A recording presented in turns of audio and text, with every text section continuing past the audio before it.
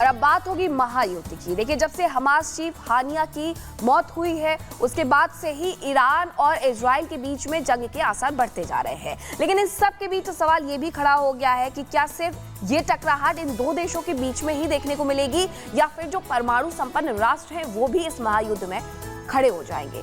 इस सब के बीच भारत की स्थिति क्या रहेगी, देखिए इस रिपोर्ट।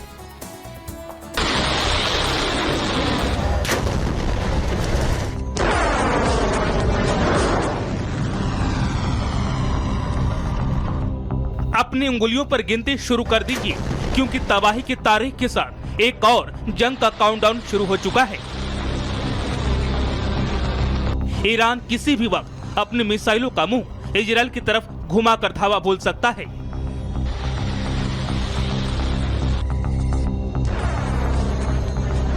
हमास चीफ हानिया की मौत के बाद से ईरानी सर्वोच्च लीडर खामनेई के माथे पर खून सवार है।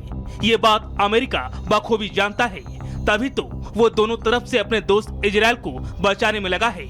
मिडिल ईस्ट में बाइडेन ने एयरक्राफ्ट कैरियर अब्राहम एटमी सबमरीन के साथ ही घातक फाइटर जेट F-22 रैप्टर को भी उतार दिया है, ताकि समंदर जमीन से लेकर आसमान तक किलेबंदी की जा सके। लेकिन इस बीच नेतन्याहू ने भी तैयारी तेज कर दी है। ईरान से जंग की आशंका के बीच इजराइल ने एयरफोर्स की छुट्टियां रद्द की, सभी पायलट्स की एयरबेस पर तैनाती की।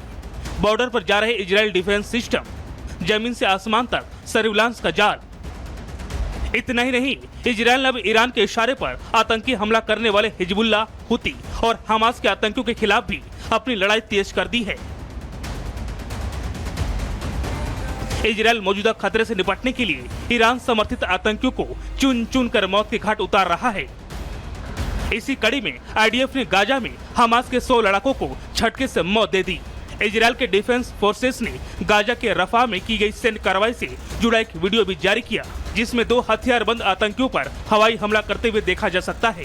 IDF के प्रवक्ता ने इस बारे में बयान जारी करते हुए कहा, IDF की 122वें डिवीजन की कमान रफा के शबूरा इलाके में खोजी अभियान चला रही थी। इस दौरान IDF की टुकड़ी को एक सशस्त्र आतंकवादी सेल का पता चला, जिन पर हवाई हमले करके इजरायली सेना ने कई आतंकियों को मार गिराया। IDF ने इस हमले में आतंकियों के कई हथियार और आतंकी बुनियादी ढांचे को नष्ट कर दिया। इसके साथ ही IDF ने आतंकियों के छिपने के ठिकानों का भी पता लगाकर उसे नष्ट कर दिया। हालांकि इजराइल के इस दावे के बीच हमास के आतंकी समूह ने भी मंगलवार को इजराइल पर किए गए 2 रॉकेट हमले का वीडियो जारी किया, जिसमें हमास के आतंकी गाजा पट्टी से इजराइल के रिहायशी इलाकों में 2 लंबी दूरी के रॉकेट दागते दिखे। इस वीडियो में हमास के आतंकियों ने दिखाया कि हमास ने इजराइल पर हमले के लिए लंबी दूरी के रॉकेट दागने के लिए सामान्य लॉन्च पिट के बजाय एक अस्थायी रॉकेट लॉन्चर का इस्तेमाल किया। लेकिन IDF पर संभावित ईरानी हमले से घबराहट है, जिस वजह से ये कहा जा रहा है कि महायुद्ध कभी भी हो सकता है। दुनिया की कई एयरलाइंस ने अपनी उड़ानें इसे देखते हुए रद्द तक कर दी है और लुफ्तांसा एयरलाइंस ने 21 अगस्त तक के लिए रोक लगा दी है। पूरी तरीके से जो उड़ानें हैं उस पर ईरान और इजराइल के लिए उड़ान सेवा रोक दी गई है लुफ्तांसा की तरफ से। तेल अवीव, तेहरान, बेरूत के लिए उड़ान सेवा अब नहीं होगी। अम्मान, एरबिल के लिए भी फ्लाइट नहीं मिलने वाली है, क्योंकि 12 अगस्त की वो तारीख बताई जा रही थी। हालांकि अब ईरान इजराइल के बीच संभावित जंग का साइड इफेक्ट होगा, इस बात को भी समझिए। अमेरिका ने अपने सबमरीन को मिडिल ईस्ट में तैनात कर दिया है, पहले भी इजराइल के साथ खड़ा हुआ था। विमान वाहक युद्धपोत अब्राहम लिंकन को भी रवाना अमेरिका की तरफ से किया गया है। वहां पहले से ही मौजूद है USS थियोडोर रूजवेल्ट, ये पहले से ही वहां पर तैनात है। ईरान इजराइल जंग को लेकर के दुनिया में डर का माहौल भी देखने को मिल रहा है, क्योंकि एक तरफ ईरान है तो उसके साथ हिजबुल्लाह भी खड़ा हुआ है और साथ ही वहां पर हमास भी खड़ा हुआ है। तो देखिए, एक तरफ ईरान और इजराइल के बीच जंग की आहट को लेकर मिडिल ईस्ट देशों में जो है वो तनाव देखने को मिल रहा है, तो दूसरी तरफ एशियाई देशों में भी तनाव जो है वो लगातार बढ़ता जा रहा है, क्योंकि बांग्लादेश में स्थिति लगातार बिगड़ती हुई नजर आ रही है। लेकिन इसी बीच पाकिस्तान को अफगानिस्तान की ओर से चुनौती दी गई है। अब कैसे पाकिस्तान बर्बादी की ओर बढ़ रहा है, आपको इस रिपोर्ट के जरिए दिखाते हैं।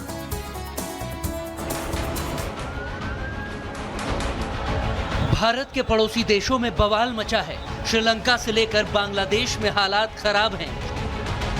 लेकिन अब पाकिस्तान और अफगानिस्तान में भी खतरे की घंटी बजना शुरू हो चुकी है। तालिबान ने पाकिस्तानी सेना की नाक में दम कर रखा है। मीडिया रिपोर्ट्स के मुताबिक बॉर्डर पर तोरखम इलाके में तालिबान ने पाकिस्तान की 2 पोस्ट तबाह कर दी हैं।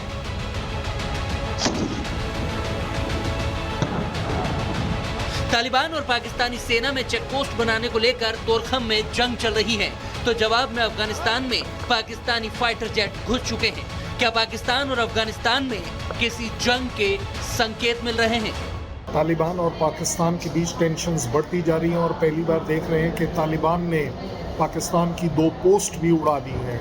ये एक रिटेलिएशन है। जिस तरीके से पाकिस्तान ने एक ऑपरेशन स्टार्ट किया है तालिबान के ऊपर, अफगानिस्तान वर्सेस पाकिस्तान में लड़ाई हो सकती है। तालिबान और पाकिस्तानी सेना के बीच बॉर्डर पर तनाव बढ़ने के पीछे की वजह है टीटीपी आतंकी। इन्हीं आतंकियों को निशाना बनाने के लिए पाकिस्तान की सेना अफगानिस्तान में किलर ड्रोन और फाइटर जेट भेज रही है, लेकिन इस ऑपरेशन से अफगानिस्तानी सेना बुरी तरह भड़क गई है और यही वजह है कि दोनों ओर से लगातार गोलीबारी हो रही है। अफगानिस्तान के गृह मंत्रालय का आरोप है कि पाकिस्तानी सेना ने 2 अफगानी बच्चों और महिला की हत्या कर दी है। पलटवार में तालिबान ने भी बड़े एक्शन की खुली धमकी दे दी है, लेकिन पाकिस्तान आर्मी क्यों तालिबान को उकसा रही है, जबकि बांग्लादेश में तख्ता पलट के पहले से ही पाकिस्तान में हालात नाजुक हैं। पूर्व ISI चीफ अवैध वसूली के केस में अरेस्ट हो चुका है, जिससे लगातार पाकिस्तान की थू-थू हो रही है। Bureau report, Republic Bharat. और ये कोई पहली बार नहीं है जब तालिबान की तरफ से चेतावनी जारी की गई है पाकिस्तान के लिए। खबरों में आगे बढ़ेंगे, अब आपको दिखाते हैं दुनिया सुपरफास्ट।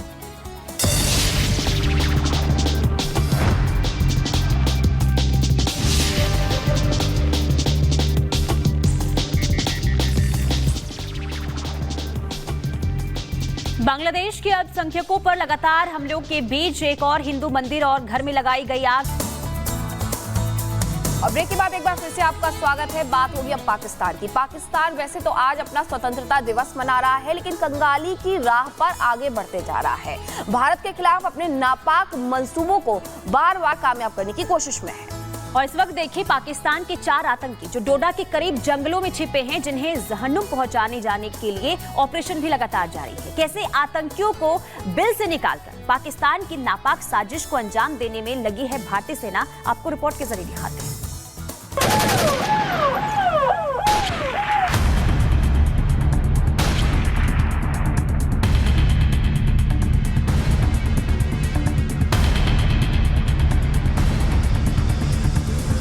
नई जगह, नए टारगेट और एक के बाद एक लगातार हमले। आतंकियों का यह पैटर्न जम्मू कश्मीर में पिछले कई महीनों से देखने को मिल रहा है। पिछले 1 महीने के अंदर आतंकियों ने जम्मू कश्मीर के अंदर कई बड़े आतंकी घटना को अंजाम देने की कोशिश की, लेकिन हर बार सुरक्षा बलों चट्टान की तरह उनके सामने आ गए, जिसकी वजह से हर बार उन्हें मुंह की खानी पड़ी। हालांकि आतंकियों से लोहा लेने में देश के कई जवान शहीद भी हुए, लेकिन कोई भी आतंकी हमला जम्मू कश्मीर में सेना के ऑपरेशन क्लीन के रास्ते में रोड़ा नहीं अटका सकी। इसी कड़ी में एक बार फिर जम्मू कश्मीर में आतंकियों ने घुसपैठ की कोशिश की। पाकिस्तान के भेजे 4 आतंकी डोडा के अस्सार इलाके में घुसपैठ की कोशिश कर रहे हैं, लेकिन हमेशा की तरह इस बार भी सुरक्षा बलों ने उनका रास्ता रोक लिया। जानकारी के मुताबिक अस्सार के पास जंगलों के रास्ते घुसपैठ करने की कोशिश करने वाले ये 4 आतंकी पाकिस्तानी हैं, जो स्वतंत्रता दिवस के मौके पर घाटी का माहौल खराब करने के लिए घुसपैठ की कोशिश में थे। लेकिन इससे पहले कि वो जंगल से निकल पाते, सुरक्षा बलों और जम्मू कश्मीर पुलिस की ज्वाइंट टीम ने उन्हें चारों तरफ से घेर लिया, जिसके बाद आतंकियों ने सुरक्षा बलों पर फायरिंग भी की और धुंध का फायदा उठाकर वो जंगलों की तरफ भाग गए।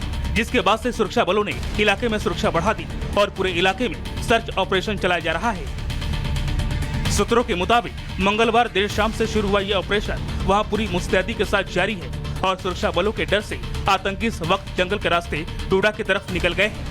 लेकिन सुरक्षा बलों ने डोडा में भी अपना सुरक्षा घेरा बढ़ा दिया है और पूरे जंगली रास्तों पर सेना के जवानों का कब्जा है। बताया जा रहा है कि पाकिस्तान के भेजे गए 4 आतंकी पूरी तरह से घिर चुके हैं, लेकिन खराब मौसम इन आतंकियों के लिए ढाल बन रहा है, जिसके चलते वो अभी तक जंगलों में छिपे हैं। जाहिर है, जंगलों और धुंध का फायदा उठाकर भले ही आतंकी जीने के लिए कुछ घंटों की मोहलत उधार ले लें, लेकिन आधुनिक हथियारों से लैस सेना के जवानों से जैसे ही उनका सामना होगा, उनका जहन्नुम पहुंचना तय है। Bureau report, Republic Bharat. और हर बार ये होता है कि स्वतंत्रता दिवस पर माहौल खराब करने की कोशिश पाकिस्तान के द्वारा की जाती है। अब जम्मू कश्मीर में जो शांति आई है वो इन्हें कहीं ना कहीं खल रही है। यही वजह है कि लगातार घुसपैठ जैसी घटनाओं को अंजाम पाकिस्तान की तरफ से दिया जा रहा है। पाकिस्तान अमन चैन से परेशान हो चुका है पूरी तरीके से, क्योंकि खुद के देश में तो ये है नहीं। घाटी से आतंकी स्लीपर सेल का खात्मा अब यही कर रहे हैं हम। नापाक साजिश परवान नहीं चढ़ रही है, जैसे पाकिस्तान परेशान है। जंगली रास्तों पर भी सेना की नजर है। सेना चप्पे चप्पे पर तैनाती है और नजर बनाए हुए। जम्मू कश्मीर में आतंकी घुसपैठ मुश्किल हो गई है, जिस वजह से जम्मू कश्मीर में चुनाव भी होने वाले हैं। अगले ही हफ्ते तक चुनाव का ऐलान भी संभव बताया जा रहा है, क्योंकि चुनाव आयोग आज गृह मंत्रालय से मिलने वाला है, जिसके बाद तारीखों का ऐलान होगा।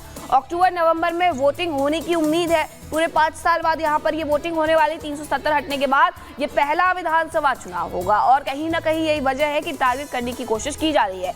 जम्मू कश्मीर का दौरा पहले भी चुनाव आयोग की तरफ से किया जा चुका है। जम्मू कश्मीर में आए बदलाव से स्थानीय लोग खुश हैं, लेकिन ये खुशी पाकिस्तान को बर्दाश्त नहीं हो रही है। अलगाववादियों और आतंकियों में इसे लेकर के बेचैनी है।